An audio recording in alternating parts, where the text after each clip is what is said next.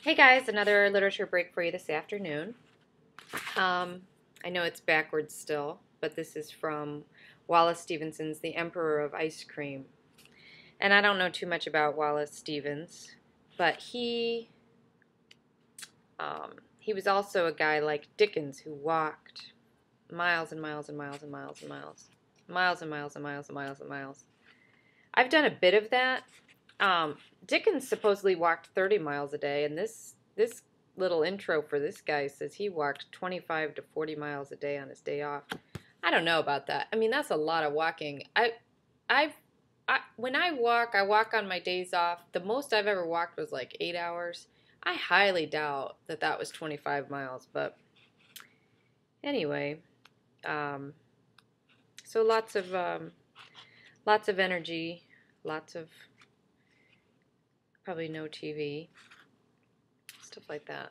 Anyway, I'm looking at page 12, page 22, and page 50, because I did pick some out, because these are very formal, so not all of them might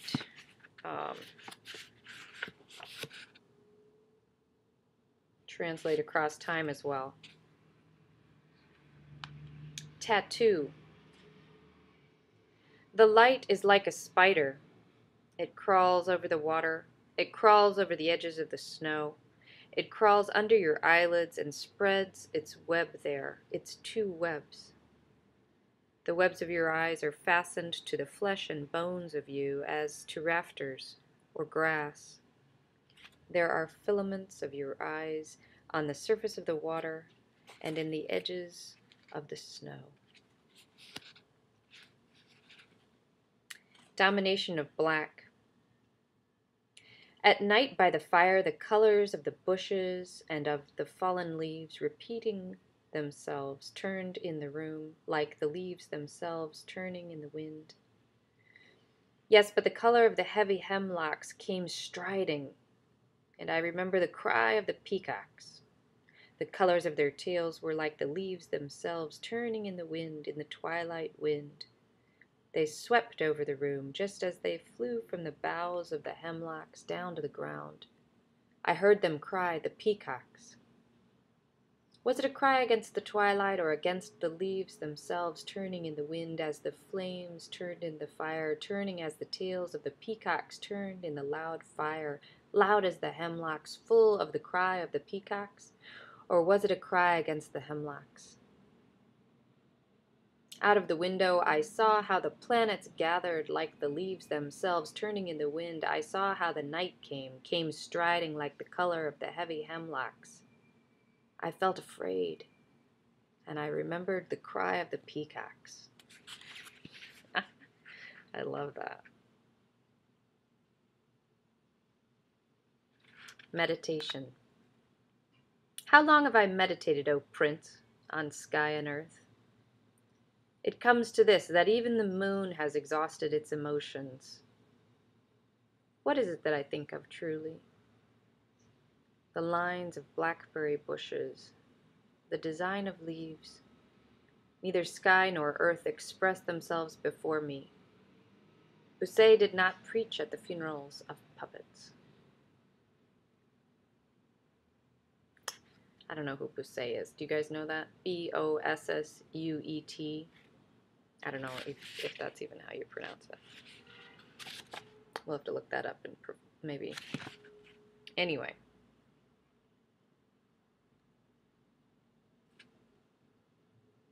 I don't know. I'm going to read. I guess I'll read them both. Invective against swans. The soul, O ganders, flies beyond the parks and far beyond the discords of the wind. A bronze rain from the sun descends marks. Wait. Wow, poetry. Okay. Invective against swans. The soul, O ganders, flies beyond the parks and far beyond the discord. Man, we're going to have to go for 3 here. Sorry.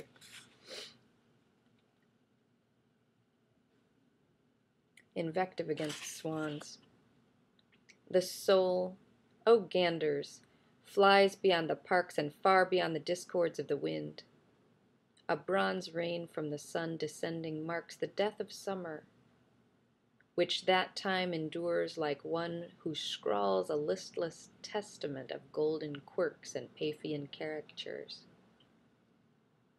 bequeathing your white feathers to the moon and giving your bland motions to the air.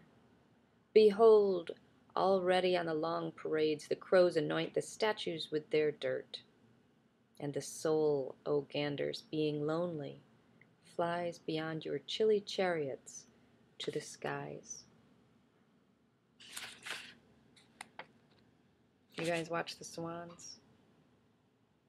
Love to watch the Swans. They spend the winter out on Wolf Lake. All right, this is getting super long, but I'm going to do the last one. Okay. The paltry nude starts on a spring voyage. But not on a shell she starts, archaic for the sea. But on the first found weed she scuds the glitters noiselessly, like one more wave. She too is discontent and would have purple stuff upon her arms, tired of the salty harbors, eager for the brine and bellowing of the high interiors of the sea. The wind speeds her, blowing upon her hands and watery back. She touches the clouds where she goes, in the circle of her traverse of the sea. Yet this is meager play in the scurry and water shine as her heels foam. Not as when the goldener nude of the later day will go, like the center of sea-green pomp in an intenser calm, scullion of fate, across the spick torrent ceaselessly, upon her irretrievable way. Oh my gosh, I want to read Invective against Swans again. I love that. Is that awful? We're at 7 minutes, you guys. I don't know. That's pushing it. I'm going to do it. Invective against Swans. The soul, O ganders, flies beyond the parks and far beyond the discords of the wind. A bronze rain from the sun descending marks the death of summer, which that time endures like one who scrawls a listless testament of golden quirks and Paphian caricatures, bequeathing your white feathers to the moon and giving your bland motions to the air. Behold, already on the long parades the crows anoint the statues with their dirt, and the soul, O ganders, being lonely, flies beyond your chilly chariots to the skies.